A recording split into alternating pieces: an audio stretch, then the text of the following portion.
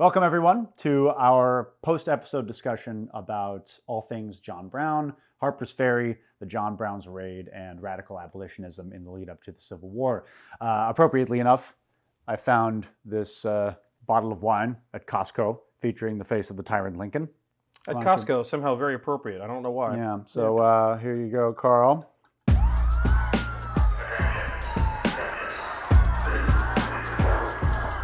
We really lucked out as far as our accommodations. Oh, this place is incredible. So this place that we're staying at is literally inside the park or just outside the park? Just outside the national park. And it was here during the raid. Yeah, so 1830s maybe. Whoever was in this building heard the gunfire. Yeah, for sure. I mean, we're right here on High Street, literally just short block, about a block, city block walk away from the national park. The local militia walked by the front door of this house on their way to fight John Brown and his abolitionists. Yeah, they sure fucking did. Real history. You touch it. Yeah, you really can. And you can smell it, too. Oh, yeah. No, this place, I've always thought about Harpers Ferry and never quite made it here. And then upon being here today, I have to say that if you're interested in this topic at all, you need to come. Yeah. This place stands alone in terms of how much history just is like literally oozing out of every crack. Yeah. And a whole bunch of the national park itself are preserved buildings that you can just go in and really at your own free will. There's not really a lot of forbearance or anyone really watching you. It's kind of do what you want.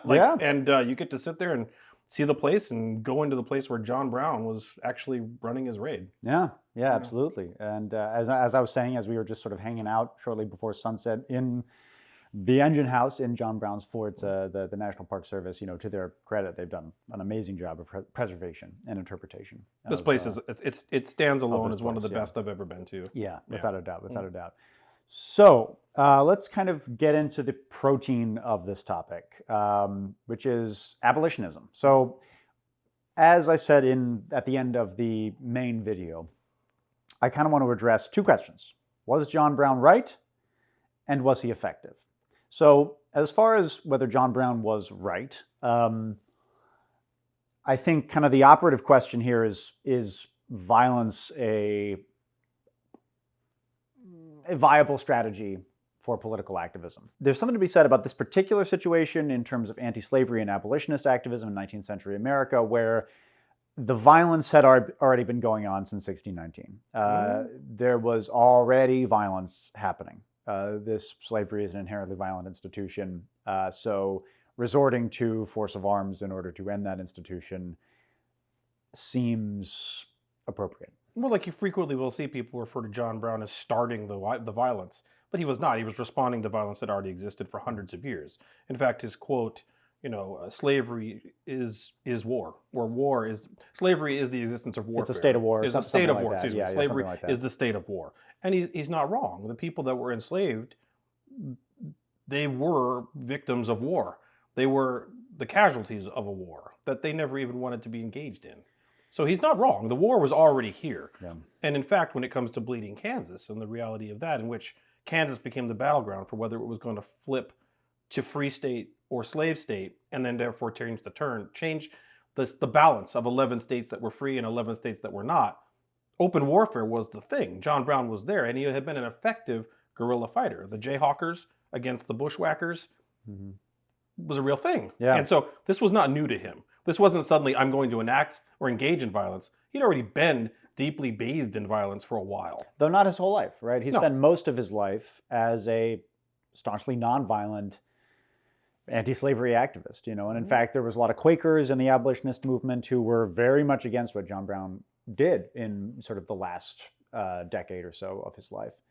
But yeah, you're right. I mean, this was a continuation of what he had done in Kansas, and a lot of his men, sort of before they heard the details of the plan, considered this to be basically, the idea was going to be Kansas on a larger scale, right? Which of course ended up not being exactly the case. A much larger scale is what he had in mind. When you think about the violence inflicted on enslaved people,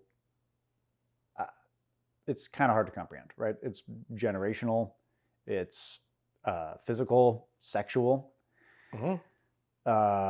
familial, and kind of couched in this paternalistic, this is what's best for you type of attitude. No matter if you're a very staunch pacifist, it's kind of hard not to see the force of arms as a, if not leaving the effectiveness out aside, as a justified response to that. The problem here is this has gone on for as long as it had. And so the question that starts to become difficult to answer is that at what point do political methods that are failing have to be resolved with violent methods that actually in this regard did succeed but not in the way they intended? Because if you don't act, how many more generations are going to be essentially affected by the violence that's already being waged upon them? Yeah. So if this didn't happen in 1859, let's say it happened in 1959, 100 years later, how many generations of people go through the same horrible torture of slavery before something's done? Yeah. And would it have happened politically in 100 years? Let's say it did. Let's say 1959, politically, this problem was solved. Yeah. I think that's highly likely. I agree. Or maybe even if the Confederacy had won at some point, it might have been just by international pressure. Someday. Yeah. But how many people suffer under that, right? It's probably more than the men that were killed in Harpers Ferry's raid. Is it more than all the people that died in the Civil War? I don't know. But those are generations that are going to be inflicted with warfare upon them and all the violence you're describing because nothing was done. Yeah. So that's a real hard equation to really figure out. I think it is an uncontroversial take that violence employed to end hundreds of years of slavery can be morally justified, and history showed that in American history, at least, it was pretty effective.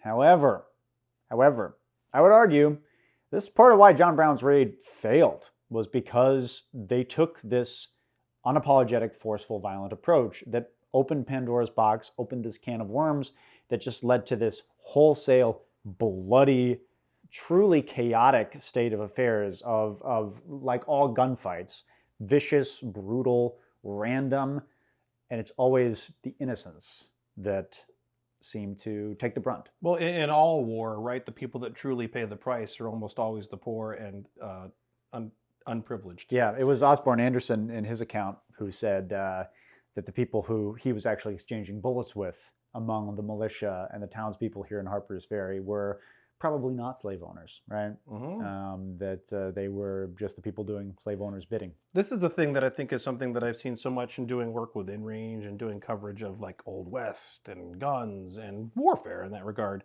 And that one of the things that I see recurringly is people who glorify it, like, not to denigrate, but like Civil War buffs that turn a battle where hundreds or like 20,000 men died into a chart with arrows on it. No. Denigrate away. Yeah, they just arrows. Like, it's now just arrows on a map. Yeah. This is where 10,000 people died. Here's the box and the cavalry. And it's an arrow. Yeah. Or, for that matter, as we said in the intro to the primary video, John Brown did nothing wrong. Well, did he? I don't know. But the thing is, taking those types of approaches to such difficult topics in which one of the answers, maybe only one of many answers, is the instigation, either intentionally or unintentionally, of violence, is that when violence starts, it is not something you no longer own that. It is a chaotic, uncontrollable maelstrom of which the end result is unclear. And it's probably not going to go the way you want it. In fact, we see that with the Harpers Ferry raid. The very first casualty was a free black man, Haywood Shepard. Mm-hmm. He was just doing his job, running the train, and he took a bullet through the chest. That's part of this. And how many innocent people died in every war, the ones currently ongoing and the ones that are gone, the Civil War included. Now, it's not just a numbers game anymore. When you see on a sheet of paper, 27,000 dead, that's 27,000 lives. Was the cause worth 27,000 lives? When it comes to ending slavery, I wasn't one of the 27,000 lives, was I? Yeah. I'm sitting here talking to you right now. It's easy to say. Real easy to say. It's easy to say now. But how many people are at home crying about their husband or their brother or whoever? And at the same time, how many people were at home crying about the fact that they were enslaved or that their child were taken away from them and sold at a slave auction in New Orleans? Yeah. Like that too. So these are the point I'm trying to make, is that violence is an option. But my gosh, do not trivialize it. No. And do not expect you're going to control it. Because the minute they kicked off things here, they lost control of it real fast. And how many instances of where you see violence where it just gets out of control real fast. And the current examples of that are, of course, numerous. I would argue that this is the start of the Civil War, not, yeah. And so what did that turn into? Oh, pretty something horrendous, right? Yeah, so. Well, clarify that point. So you don't regard Fort Sumter, you, Karl Casarda, have made the bold claim that the Civil War began here in Harpers Ferry rather than in Charlestown. I absolutely think so. Yeah, I do. When he was pinned down in the fort, he realized then, especially when Jeb Stuart came up and was like, do you surrender? We won't, he's like, no, we'd rather die. He realized what I'm going to do here is become the martyr.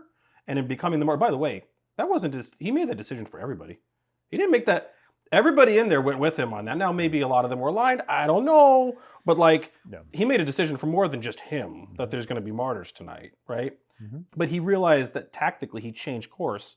And by becoming the martyr, he was going to have more success than he was going to be with a warfare campaign that he originally had started.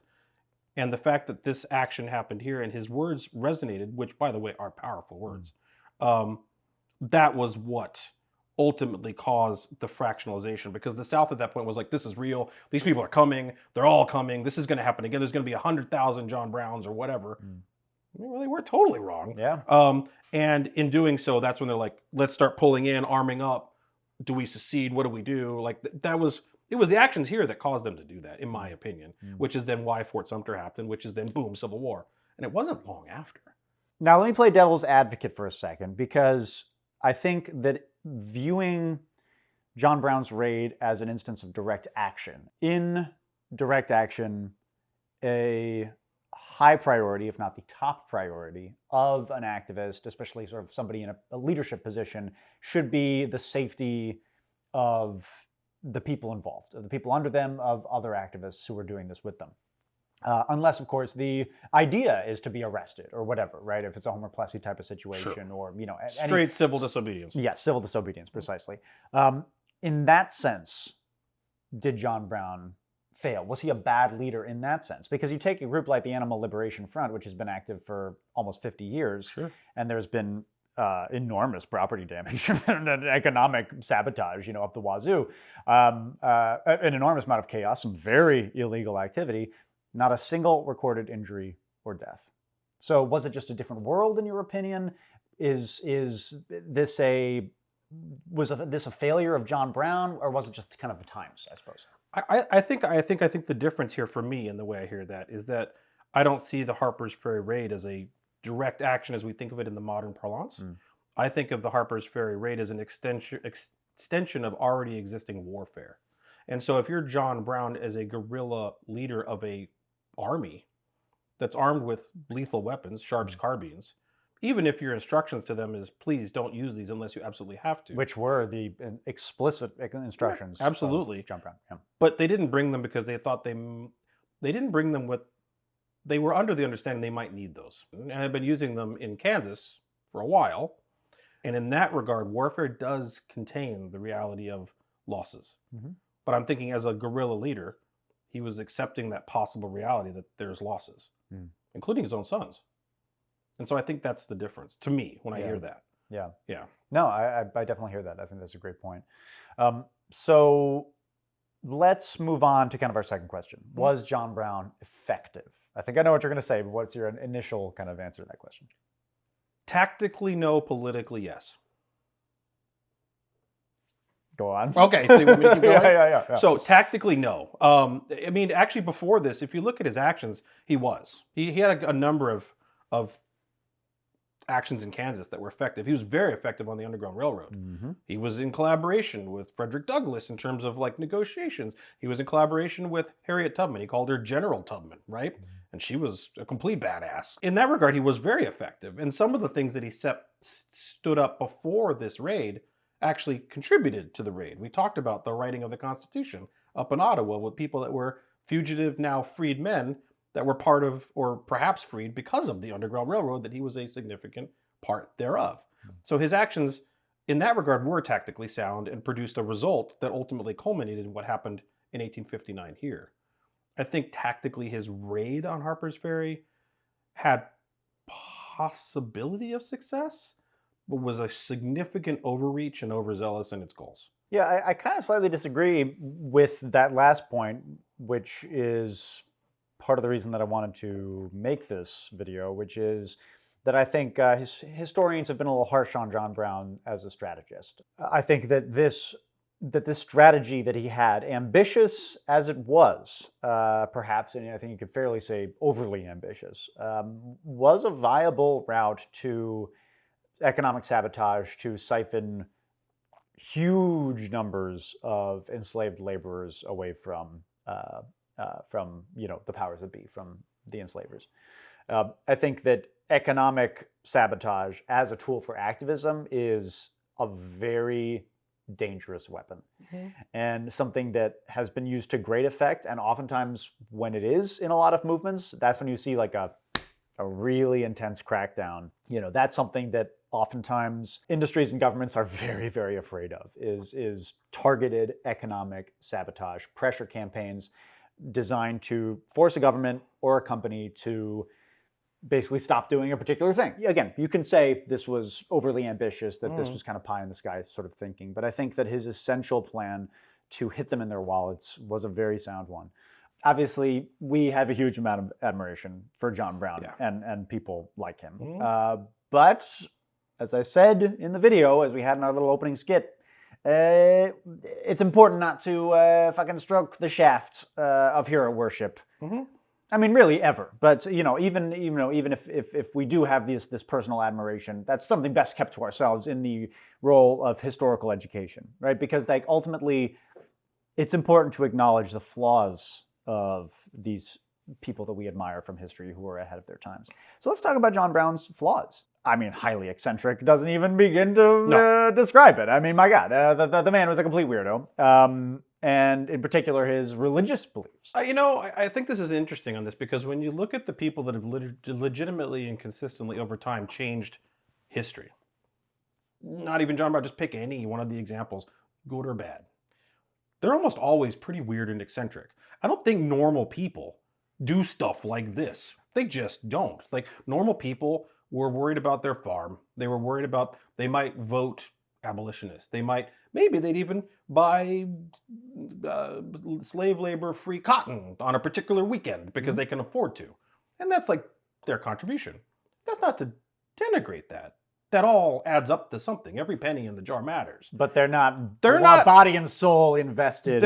They're not screaming brimstone and hellfire and hiding Sharps rifles in boxes labeled books and Bibles to prepare an insurrection and form a new country in the Appalachians. Right? They're not. That's not what the normal person does. And so that's not a denigration, but generally speaking, John Brown is an example, and so many others. The people that change history are usually weird and usually eccentric and usually willing to be way outside the cultural norm. So in that regard, when we talked about like religion, I find this interesting because like to see, I don't really care what inspires a person. I don't care if it's the Bible or the Quran or atheism or the Great Magnet or something else. Teletubbies. Sure, right? If the Teletubbies little TV turns on and gives them good messages, if they're doing things that are in the interest of humanity, liberating people, freedom, the right things, I don't really care what the reason is. Like, if it is the Teletubby speaks to them through the TV set, but they're doing something that's helping humanity, what's that to me? Now, to take the same thing and weaponize it to use it to cause something else is a whole other problem. So I find that so much is put onto John Brown's religiosity and his zealotry, which I do think he was a zealot. Like, he talked about whipping his children. He talked about having his children whip him, right? Because he was also subjected to punishment. Although his children did seem to love him. Like, he didn't, like, that's a whole other topic, but that's pretty zealot-y kind of stuff.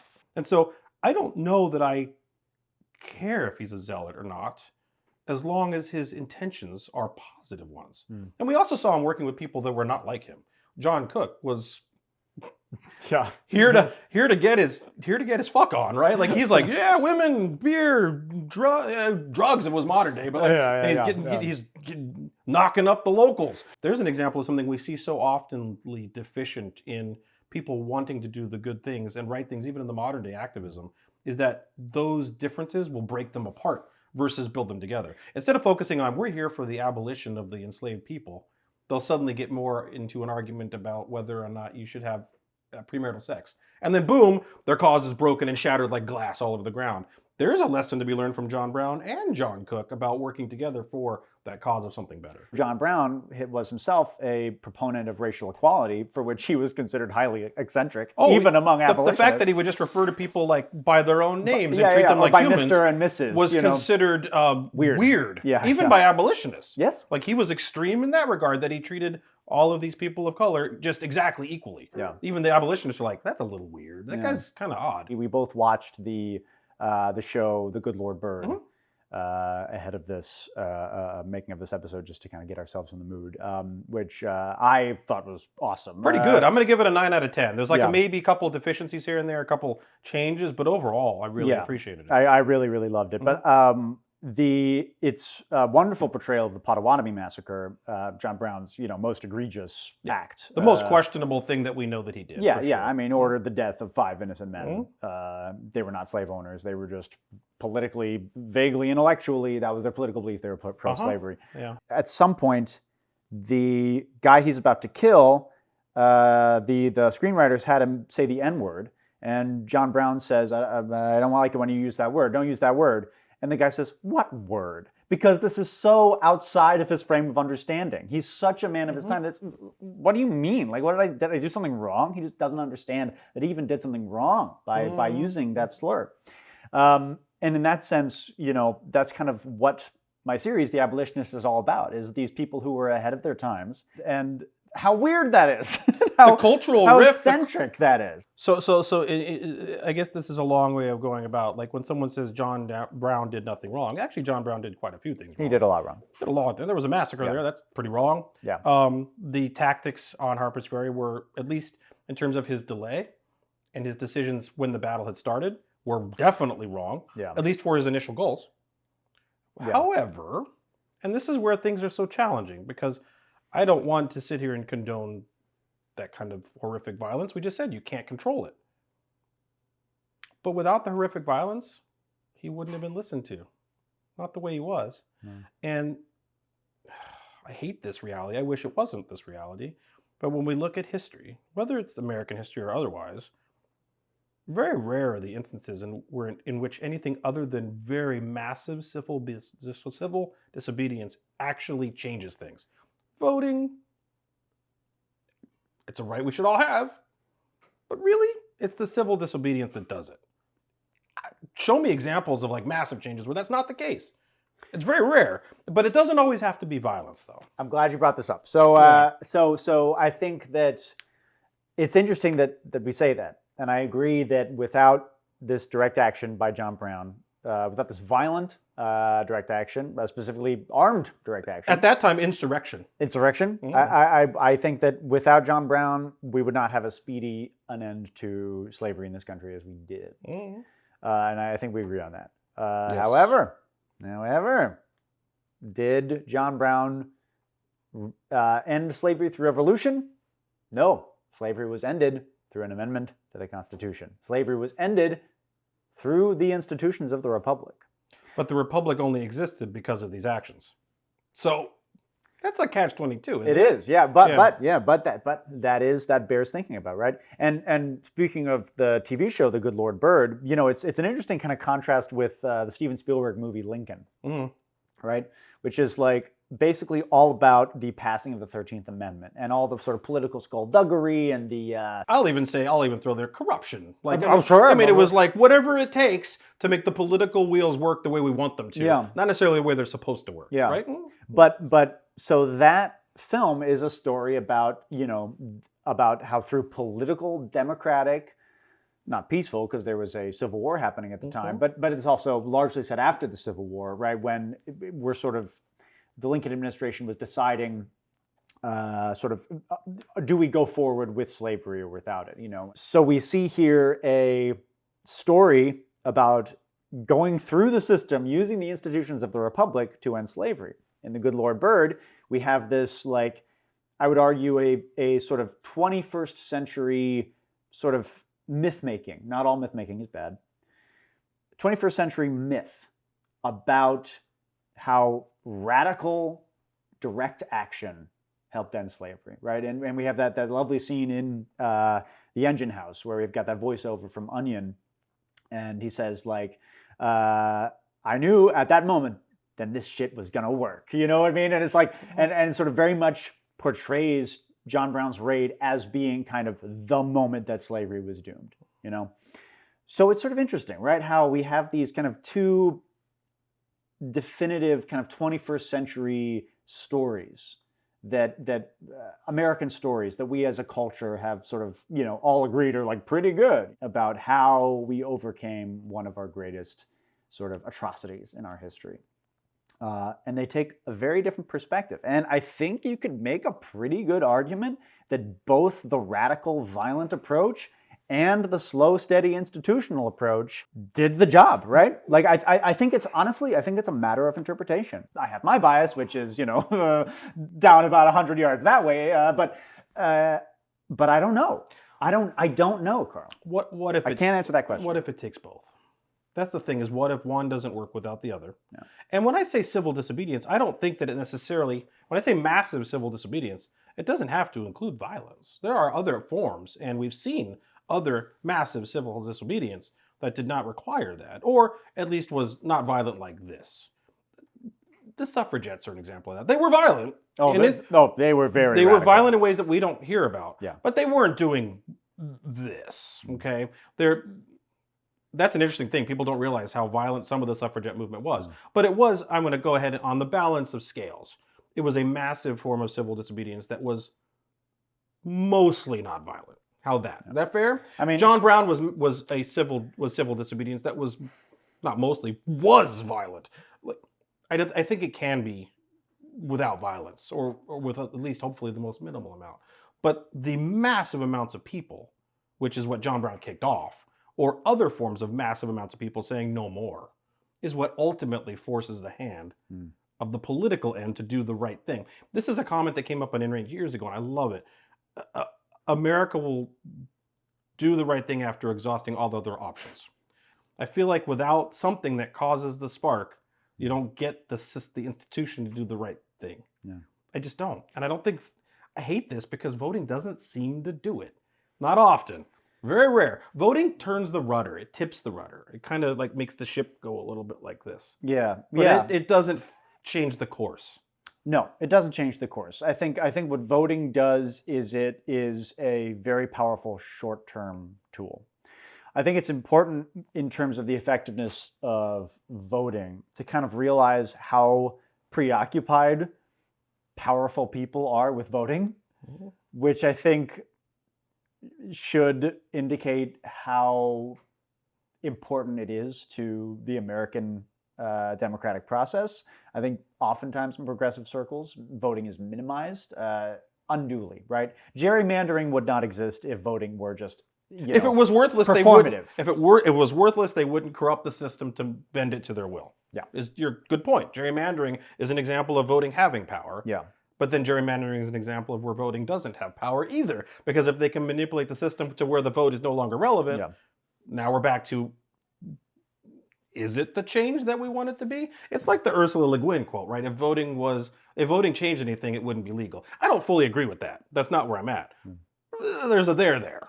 Yeah. And that's where I think the civil disobedience part comes in. And again, I'm not espousing here it has to be violent. It doesn't. Like, just a massive amount of people saying no can do a lot. I mean, that just speaks to the importance of the idea of legality and morality being completely unrelated, right? Like, and while I don't necessarily encourage anyone to get in trouble, I will say, like, break the law every once in a while. You know? Just do it, you know? Every once in a while. It's good for the digestion. Park in the wrong parking space. Feel the power? Yeah, not in a handicapped parking space. No. But, you know, just like... No, but the one that says, like, law. for police only, park in that one. Yeah. Yeah. So that seems like a good segue into a discussion of both one of my favorite and least favorite topics, which is systemic versus individual change.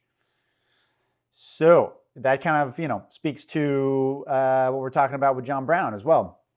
And not to get sort of too off topic here, but there is often this idea that, there's no ethical consumption under capitalism, so why not hit up the Black Friday sale, where it's like, it's all systemic, the carbon footprint, that's made up by the oil companies, which is true, but it's kind of just like, it at the same time, though, doesn't it kind of abrogate responsibility a little bit? Doesn't it just kind of encourage us to just fucking take and just like not really worry about where our shit comes from and not really kind of do good in our personal lives? At the same time, though, one person sort of making a single decision as a consumer isn't going to change the world, right? You need systemic change for that to happen. And we saw in the Civil War and with abolitionism in America that ultimately systemic change is what was needed. But it did kind of begin with individual change. It began with people like John Brown, Harriet Tubman, Martin Delany, all these folks, right? So, like, what's your take on systemic versus individual change? You also don't know what the butterfly effect is of individual choices, and even small things can have big effects, right? Yeah. But at the same time, you touched on the one that really does get to me sometime, which is, there's no ethical consumption under capitalism. That doesn't mean go be unethical, which is sometimes the justification for that. Which is often in practice what that phrase is. There's no ethical consumption, so I will just buy from the worst vendor possible because they're $50 cheaper than this other guy. Now, maybe you don't have the $50 and like you need the thingy. Yeah. I'm not judging that. That's not my point. Like, you got to do what you got to do. But let's say you had the $50, but you go, well, there's no ethical consumption under capitalism, so I'm just going to go buy from these known fascists. Yeah. No, now you are being part of the unethical system. You're actively deciding to fund the unethical. And we often see that line coming from middle-class people in developed countries who could be making a difference if they wanted to. They just don't want to. Sort of bringing it back to the 19th century, you did see a similar thing with the boycotts, right?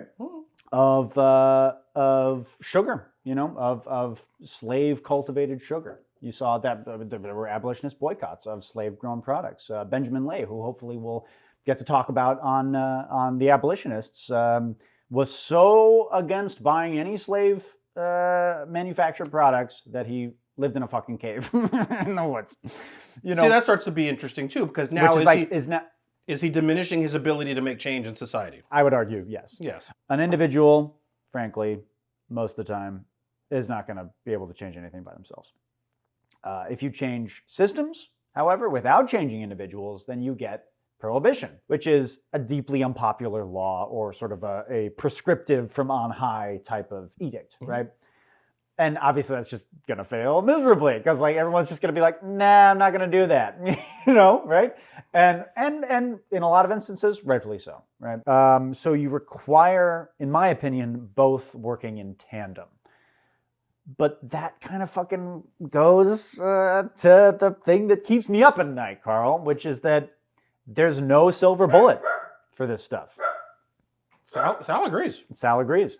Every social justice movement throughout history that has succeeded has gone about it in a kind of different way. And it's very much depended on historical circumstances at the time. And that's what's so infuriating about the study of civil rights movements and applying it to the justice that we all so desperately crave and fight for today, which is that there's no one way to do it. This is why I know we talked about this in the opening of the other video, but like another pithy comment: don't argue with anyone John Brown would have shot. Well, you know why that comment's wrong? Because John Brown shot some real innocent people. He did. Even here at Harpers Ferry, people that probably were just like, it was a given day, and like some of these wild people are attacking my house or my home. The problem there is that these pithy comments don't summarize the realities of those types of actions and that sort of violence. But so in this regard, I think the thing to take away from a statement like that, from what I believe, is it's actually quite important to have good open communications, even with ideologically opposed people, as long as they're not causing potential direct risk or harm. And I'm talking real risk to you or the people that you care about, or anyone for that matter. If they're just on a different path, but their goal isn't like genocide, let's have a conversation. Maybe we can work together to make this a better situation. where you don't argue with people John Brown would have shot would have been asterisks. Nazis, right? Like if those were all freaking actual Nazis, now you have a point. Yeah. But that isn't exactly what happened. But that isn't how it happens when violence starts. I'm 99% a pacifist. I think I'm a bit more of a pacifist than you are, Karl. That's probably fair. But believe it or not, I'm more of a pacifist than not. For a man who owns 300 firearms, I look at these at his desert compound. You are possibly the most pacifistic. When I said, like I said earlier in the video, the reality is I do not like the glamorization of these horrific events because they are horrific. Yeah, and it's easy to kind of look at John Brown as a meme when, in fact, this was a human being who made these decisions to harm other people, in some cases, end their lives. And despite his belief in a higher power, despite his belief in a world after this one and an afterlife, surely it must have taken a toll on him, right? Oh, yeah. I mean, the level of dedication that he had to the cause, being willing to sacrifice his own children. Mm-hmm. I'm sure we're not parents, but I'm sure any parents watching would find that unimaginable, right? Like ending slavery, the most black and white issue ever, right? Like, violence completely justifiable in many circumstances, but your own kids, I think a lot of people would kind of take the Frederick Douglass route and be like, nah, I'm not doing that. And you know what? I would say, yeah, you're right. And so throughout this whole conversation, I think we're coming to one conclusion, and it's the only one that I think is sane, which is it's really gray. And what if John Brown was right and Frederick Douglass was right? You don't have to, it's not someone's right and someone's wrong. Sometimes both people are wrong. Sometimes more than one person's right. And I think this is an instance in which they were both right. It just happened it went this way. I hope that no one watching this, and I hope neither of us, ever have to experience violence like that. And I wish we had less of it in this world, not more of it. It's important to understand how weighty, how desperate, how horrific that decision is. As I said, there are no answers to these questions. As much as we might want there to be answers, there are none. I think if you find yourself dehumanizing others, ever, not treating them for humans, just like you, regardless of ideological differences, you're making a big mistake. And you're going down a very dark path. The gray and interesting part about that is don't ever let anyone dehumanize you either. Sadly, I see a lot of this type of dehumanization in the firearms conversations I'm involved in. And it is unacceptable and not allowable to allow others to dehumanize others.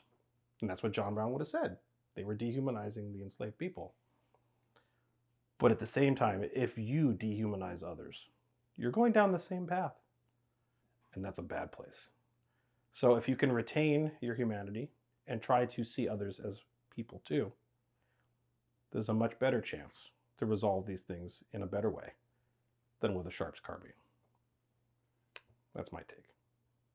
Thanks so much for making this video with me. Thank you. This has been an incredible adventure and another exercise in amazing friendship too. Yeah, without a doubt. Thank you all so much for watching. Take care.